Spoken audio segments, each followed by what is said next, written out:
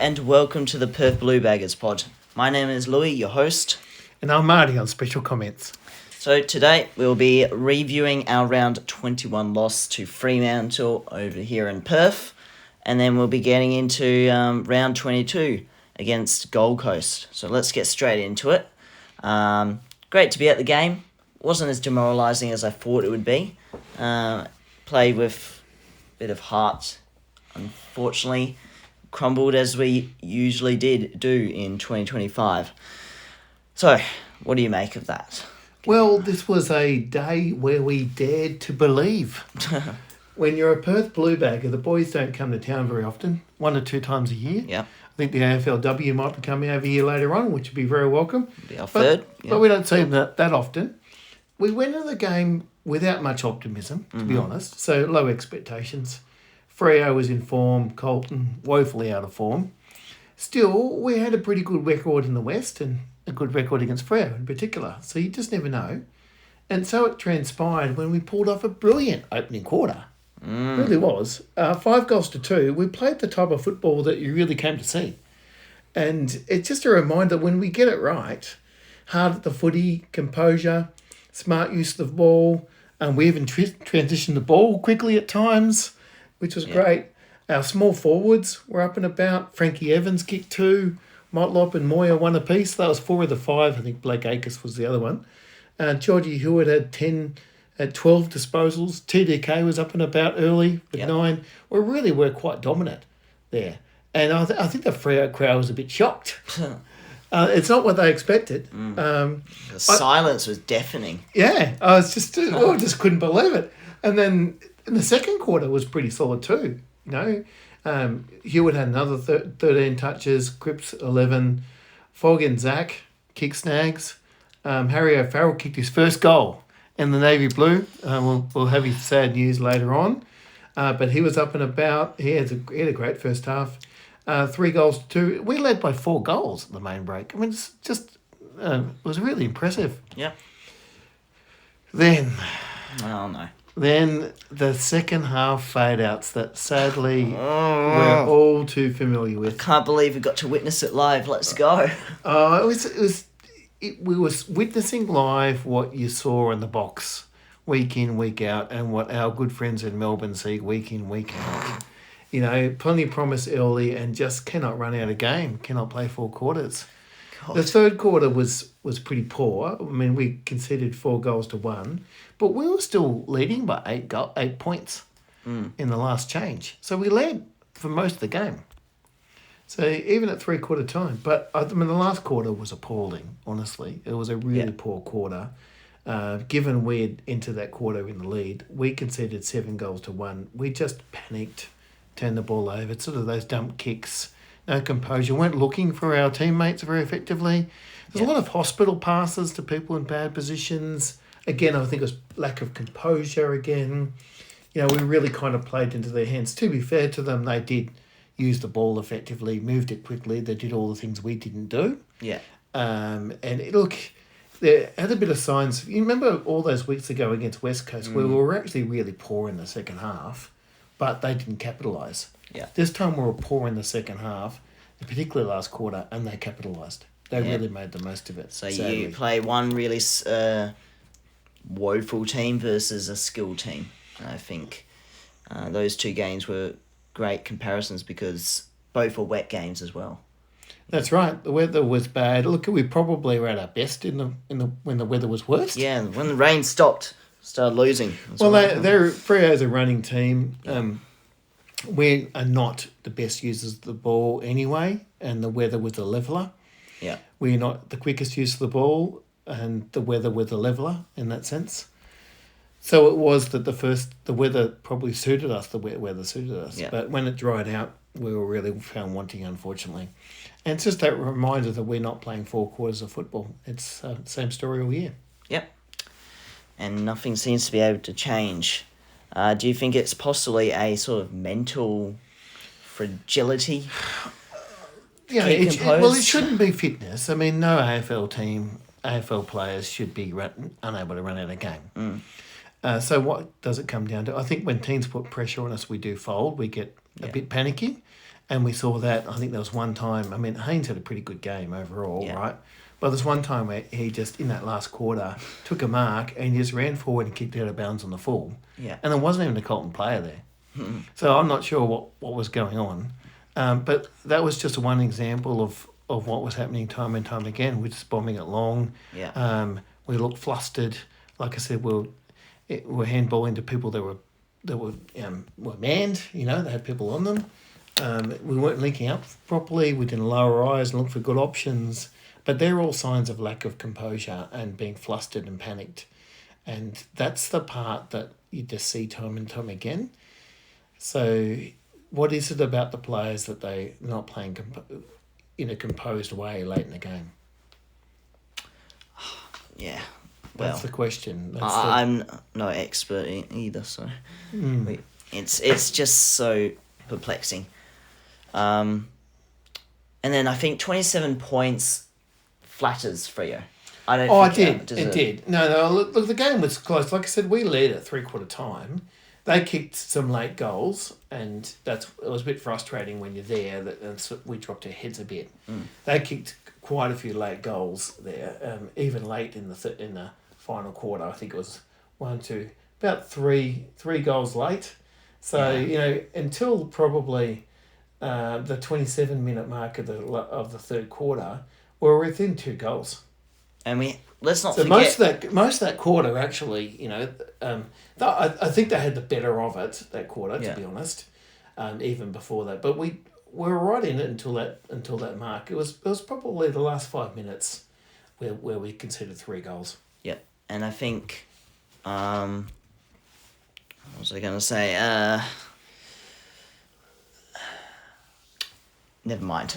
Well, they were also accurate. They kicked 15 goals Oh, in the wet. 15 yes, goals that's what I was talking about. So we had our opportunities late as well with inside 50s and accuracy problems. We didn't convert, and who knows, it could have made it a bit more close. Oh, it definitely could have. I think Corey Durden in particular missed a really easy shot, which was at a pretty crucial moment because we're just under 2 goals, and we could have been inside a goal at that stage. Yeah. And that was disappointing.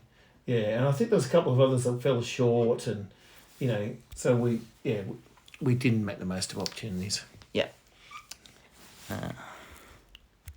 Okay, so now we'll go into our 5-4-3-2-1 votes.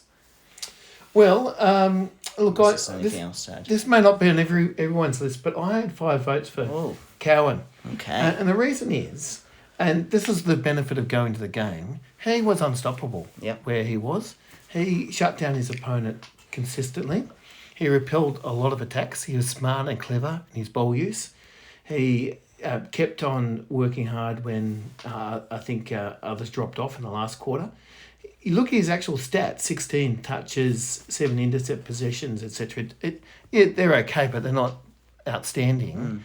But when you go there and watched how well he played, he's one of those people that did really shine in terms of composure and footy smarts. And I think he's had a really good last few weeks, Cowan. 94% disposal efficiency. There you go. There you go. At half back line, you generate a lot of your attacks off half back. When the ball went to Luke Cowan, you felt that it was going to be used well. Yeah. And that's important. And that's something that we're probably lacking as a team. So I liked his composure and his judgment, and I thought that he put in a really composed... and we don't always give enough credit to players that play their role really well. Yeah. So 5 for me for Cowan. Hewitt 4, 36 touches, 6 tackles, 5 score involvements. He was composed. Look, Cripps, who got 3, also had 36 touches and on 9 tackles. 7 score involvements, 8 inside 50s, but he was just a little off in his disposal on the weekend, and that's probably why he slipped a bit off the top for me, just at 53% disposal rate. And it was, he worked really hard. Cripps will never stop running, or never stop trying.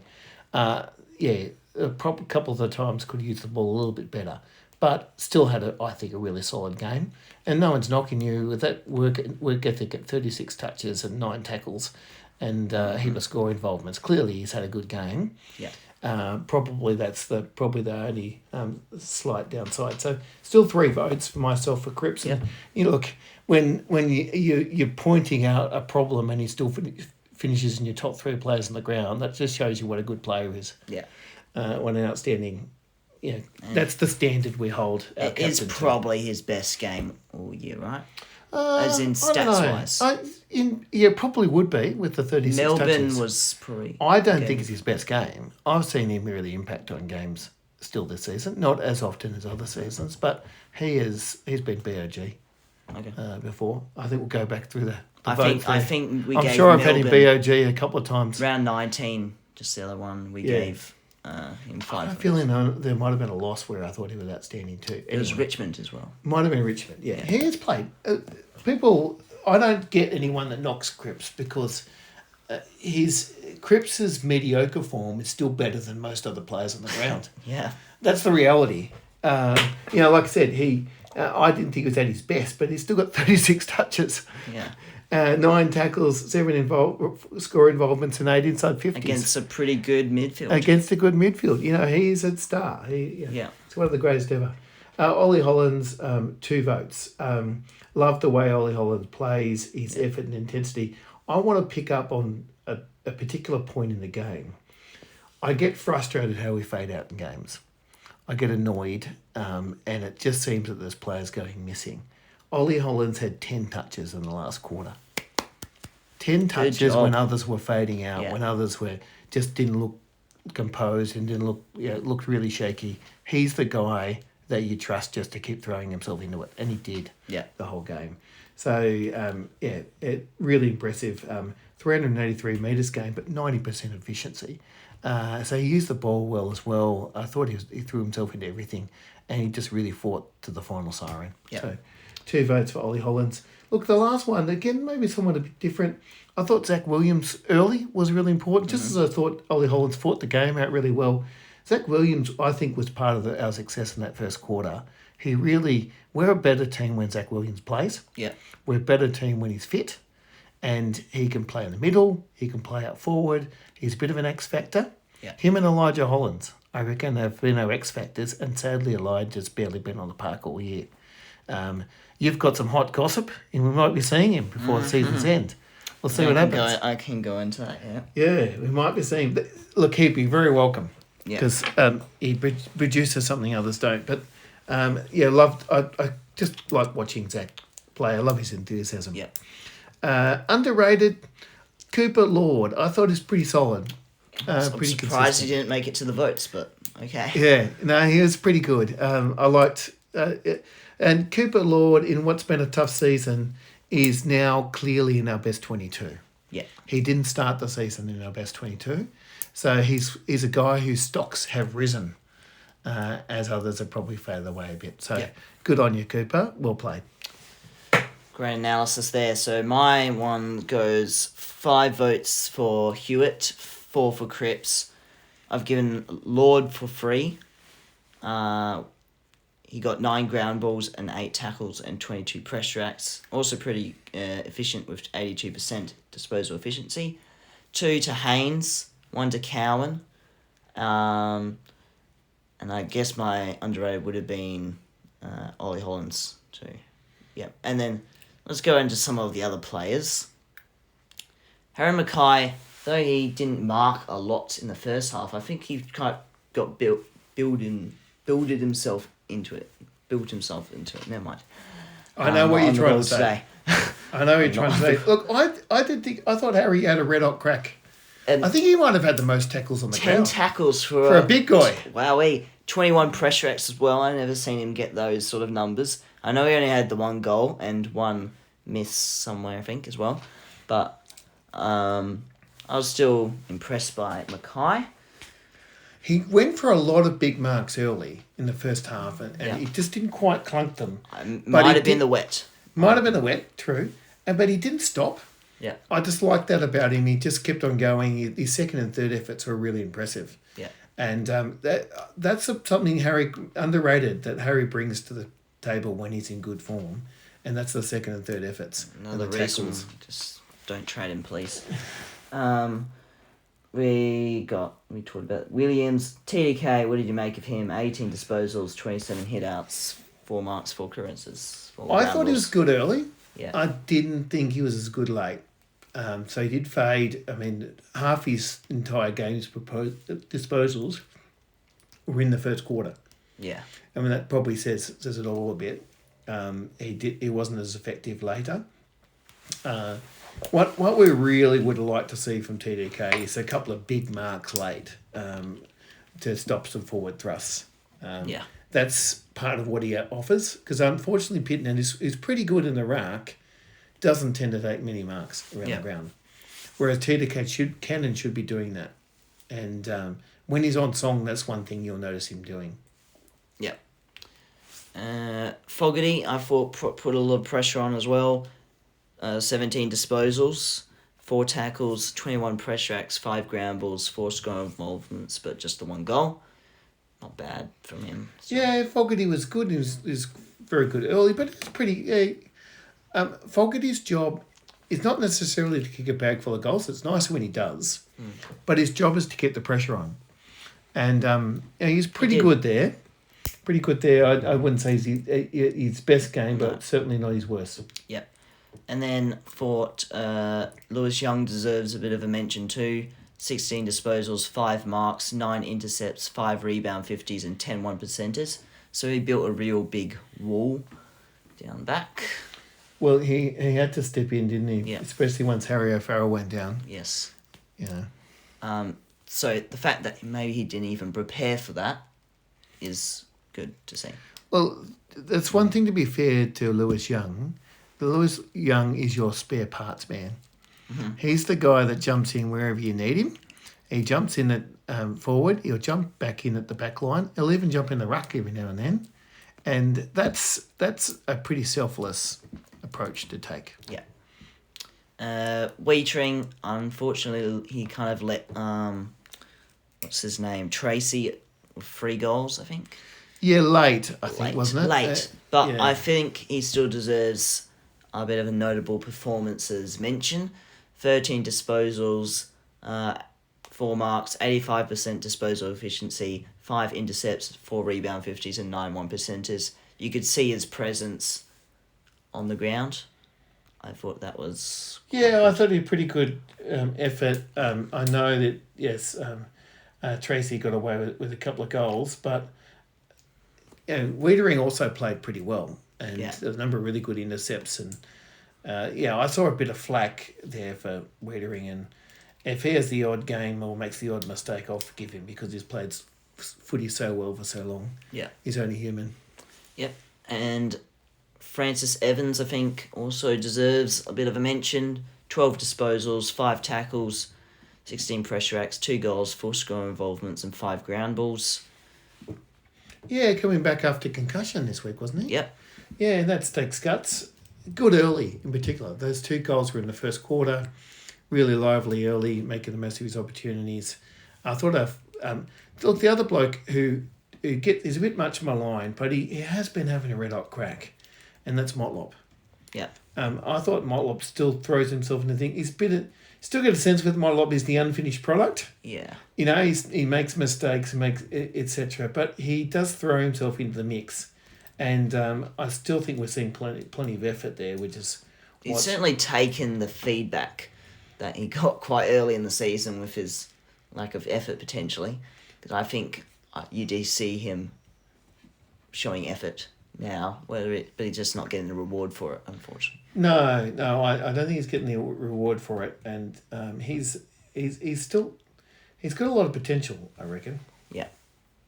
And finally, Durden in just 41% time on ground, 11 disposals, 4 ground balls, 4 score involvements, 2 inside 50s and 1 goal. I think he did miss a crucial shot late, which would have really helped us. And it wasn't a hard one, I know, because it's right down our end. Yeah. But look, yes, he was lively and worked hard as the sub. Not a bad sub decision, I guess. Yeah. Anyway, that will do us for mentioning players. Let's we'll talk about Hoff's injury. So unfortunately, he got his first ever goal, and then I couldn't see from where I was because the stupid screen wouldn't tell us who got injured, including Sard later in the game. So I was shouting at that. I don't know why. Things go through my head. Yeah, so not the best news for him, but we'll be with him for every step of the way. Yeah, such a lovely young fella. Gives it all. He'd been really improving week on week. We've had him up in the votes. He's been playing that well. And for a key defender, wow, what a great handful of games. First handful of games. Our best on ground last week. Yeah, that's incredible. Week before. And he was good early until he got injured. What a shame. Look, I really feel for him, feel for the club. Of all the injuries in ACL, it's going to be out for practically the whole season, or a good chunk of it next season as well. Yeah. It's just a really unfair blow. The Carlton curse strikes again. Really unfair. Between him and Jagger, two of our brightest prospects, and well, let's hope that Jagger's back 100% flying. Yep. And we had a eventful Saturday, day before the match with the captain's run. So I got a few signatures here and there. Also overheard a little conversation that spread like wildfire after I reported it. So basically, I heard someone next to me asked Ollie Hollins, "Oh, when's your brother coming back?" And then he says, "Next week, mate," or something like that, right? So now it's out and about, and it got confirmed by the they followed up reporters later on. They followed it up. That's crazy. But I think clearly it must be he knew he could say that because... Oh, yeah, I don't think he's breaking confidences. Yeah. And it's good that Elijah's back playing footy next week. But, yeah. Probably you'd think VFL, though. VFL, he's been training with the VFL team, so... we kind of exaggerated that a little bit, but... he'll be back in some form next week, according to... Still time...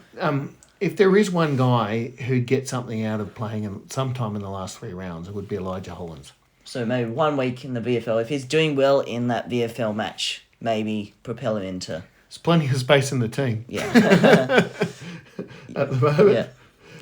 Yeah. So you got Port Adelaide and Essendon after that. So 2 games is okay. I think I read today Mitch McGovern and Sam Walsh are chances to be playing, aren't they? No, Sam Walsh next week. Sam Walsh with Port and Mitch McGovern. Chera McGovern this week. Chera too. All 3 of them have been welcome back when they come. I wonder, I think because... would McGovern come in for Hoff then? Probably, yeah. I think that'd be the straight swap. Lewis Young stay in though? Well, I think he deserves to. I think it does, and you kind of need him as your backup man in a number of spots. He does fill holes. Yeah. Well, let's get into the preview of round 22 against the Gold Coast Suns under the roof at Marvel Stadium Saturday night. This one's I'm not confident with this one either. This one's going to be a hard one, isn't it? Because they're a team in great form, Gold Coast. And we're terrible at milestone games. George Hewitt's bringing up his 200th game. He's been a great servant of the club, hasn't he? He really has been a great servant of the club, Hewitt. Probably likely to win best and fairest, you'd think. Yeah. He's just been very consistent all year. 200 games is a fantastic milestone. Obviously, he's played some of them at Sydney, but a lot for us. And what a great pickup he's been. Yep.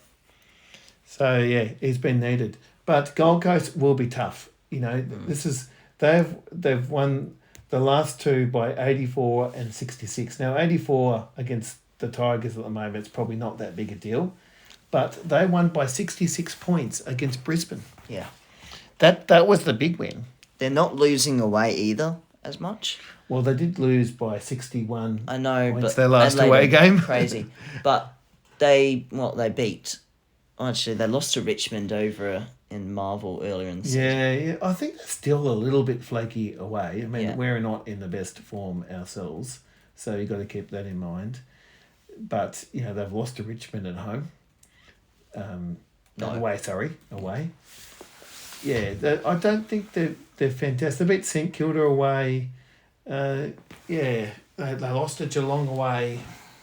They lost to Giants away. They're definitely better at home still. Yeah. They beat Essendon at Marvel. I mean, Essendon doesn't mean much. Yeah. I know. Beating Essendon and Richmond away doesn't really... Or at home. But we're at their level now, though. Oh, well, I hope we're better than those two. Well, we lost to Richmond, so that's why. Yeah, we did lose to Richmond in round one. I think that was just the time of the occasion. They wanted to put on a show. So look, we'll start long odds. We're I think $4.45. Sportsbet have us. We're not in the normal business of putting odds up, but we're long shots this time. Yeah. And I think Gold Coast will be really fine-tuning for finals. They can't afford to drop. They're in the bottom half of the 8. Yeah. They can't afford to drop games. I think they really need to win this one. And look, I hope we get up, but I'm not very optimistic. We laid a mammoth 88 tackles against Freo. So what about a bit more of that sort of effort of tackling? And then what's the breakdown of those per quarter? Most of them would have been in the first half, of course. I would say. So our challenge is to play 4 quarters. Can we do it? Can we consistently, even if we don't win, but we're competitive in all 4 quarters? That last quarter, 7 goals to 1 against us. That's not really competitive. What would you want, like 4 goals, 3 in each? Look, I said, if you win, that's great. But what if we got within a goal or 2 every quarter? Okay. Yeah. That would at least show that we're playing consistently. Anyway. Yeah. That hasn't happened a lot this season. Honourable loss rhetoric. I mean, I don't want us to lose. I want us to win. Yeah. But I just want to see the boys be. We want to speak like this because we found a lot of positives to come out of this. I think there especially are. with player performances. We want the same sort of thing because. I'm particularly disappointed at Hoff going down because he was one of the really good stories. He's been great. I think the best story to come out of this year is the fact of our young crop getting a bit of a go, showing potential. I mean, Matt Carroll, he's playing consistently well. He's another one of those guys that's playing well. Luke Cowan, who missed a fair bit of the early part of the season, has come in. He's still a relatively young player, isn't he? Yeah. And same with Ollie, well. same age. Ollie Hollands, there's a number of players there. In the first 3 years of football, you would say. And Ashton Moyer's shown some flashes. Camporellis haven't got as much run as we probably thought a little earlier, but that's okay. Keep them running a bit more. Same with Billy Wilson. I reckon Ben Camporelli wasn't that far away from it until he got suspended. Yeah. Oh, well. Anyway, I think that's comprehensive enough. No, I think... I think it'll be a bit of a tough fight, but players to watch out for Gold Coast. Noah Anderson. Look, where do you start? Noah Anderson's in. He'll be in the Brownlow contention. When I think probably Nick Dacos will take it out. Yeah. But he'll be in contention. I reckon he's a top 5 Brownlow finisher. Yeah. When you think they've won quite a few games and it's been a real standout. But they've got others. Tuke Miller's still good. He's been around a long time. Matty Rowell has been really good. They've got some really good young forwards. I mean, they've got plenty of talent across all lines, really. Yeah. Certainly a lot to fear. Ben King in the forward line. And Noah Long. Yeah. Got to be wary. Got to be on song. Got to be on the ball. Let's get it, I guess. Predictions? Oh, look, I could go and predict that we'll win, but I'd probably be lying.